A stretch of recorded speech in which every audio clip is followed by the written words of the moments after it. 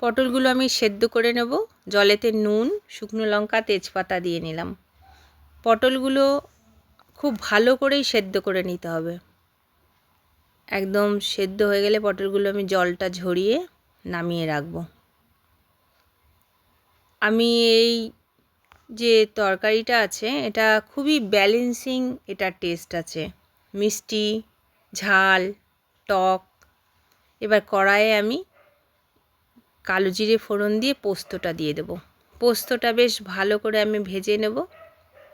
ভালো করে ভেজে নিয়ে আমি পটলটা দিয়ে দেব। পটল যেহেতু সেদ্ধ হয়ে গেছে ওই জন্য সেদ্ধ করার কোনো টেনশান নেই, কিন্তু মশলাটা মাখাবার জন্য পটলটাকে বেশ ভালো করে একটু কষিয়ে নিতে হবে।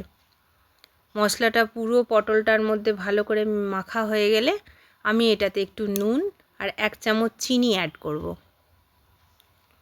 1 চামচ চিনি অ্যাড করে আমি কিন্তু গ্যাসটা একদম কমিয়ে দেব, কেননা আমি এটাতে দুধ অ্যাড করব। দুধটা যেন ফেটে না যায়, এই জন্য গ্যাসটাকে আমি আগুনটা একদম কমিয়ে দেব। আমি কিন্তু দুধটা ঘরেতে জাল দিয়ে ভালো করে একটু গাঢ় করে নিয়েছি।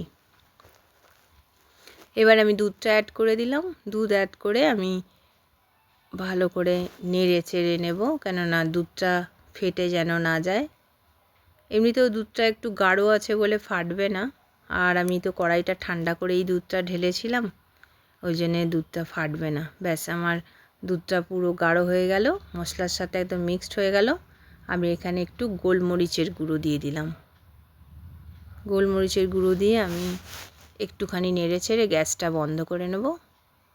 আর পটলটা আমার একদম রেডি।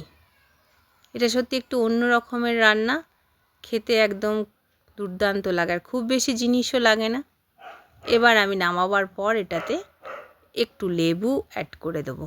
গন্ধরাজ লেবু অ্যাড করে দিলাম। এটা দুর্দান্ত স্বাদ হয়, একবার বানিয়ে দেখুন।